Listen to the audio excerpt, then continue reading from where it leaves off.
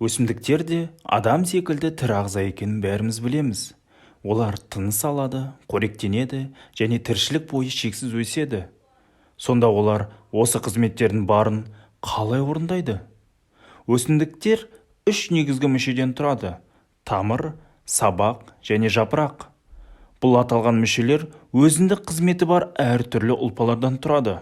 Шығу тегі бір, атқаратын қызметі мен құрылысы ұқсас жасушалар бірігіп ұлпаны құрайды. Ұлпалардың екі негізгі түрі бар: меристемалық және тұрақты ұлпалар. Алдымен меристемалық ұлпаны қарастырайық. Өсімдіктің өсуіне қатысатын ұлпа меристемалық ұлпалар, өйткені олардың бөліну қабілеті бар. Бұл ұлпаның жасушалары бір-біріне ұқсас, әдетте ұсақ, жұқа қабырғалармен қоршалған және көбінесе ядролары ірі болып келеді. Меристемалық ұлпалар апикальды, бүйірлік және аралық болып бөлінеді.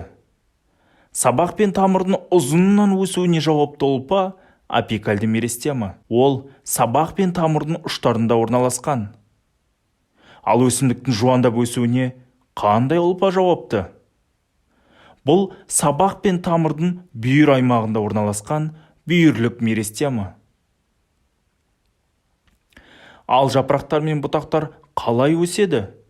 Осы жапырақтар мен бұтақтардың өсуіне ықпал ететін ұлпа интеркалярлы немесе аралық меристема. Ол сабақтың буындарында, буын аралықтарында және жапырақ бастау алатын аймағында орналасады. Енді біз өсімдіктің тамырын, сабағын, жапырақтарын қалай дамитынын білеміз. Ал өсімдіктерге қажетті қоректік заттар мен тірек қасиетіне ие болуын қандай ұлпа түрі көмектесетінін бірге білейік. Заттың тасымалына, қор заттың түзілуіне және өсімдіктердің берік болуына көмектесетін тұрақты ұлпалар. Тұрақты ұлпалардың жасушалары жетіліп, маманданып, әртүрлі ұлпаларға айналады. Жасушалардың ұқсастығы бойынша тұрақты ұлпалар қарапайым және күрделі тұрақты ұлпалар болып екіге бөлінеді. Қарапайым тұрақты ұлпаның ерекшелігі ол бір тектес, ұқсас жасушалар типтерінен тұрады. Олардың шығу тегі мен қызметі ортақ. Атқаратын қызметіне қарай олар паренхима, колленхима және склеренхима болып бөлінеді.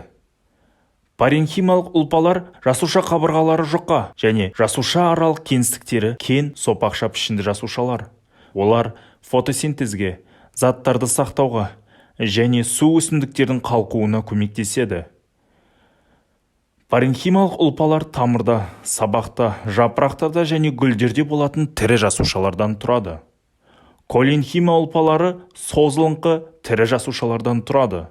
Олар өсімдікке серпімділік, механикалық түреу және беріктікті қамтамасыз етеді.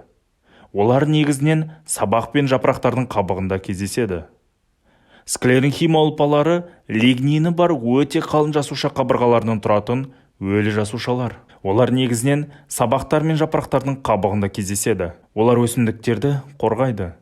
Бұл ұлпа сабақта, жапырақта, тұқымдар мен жаңғақтардың қатты қабықтарында болады.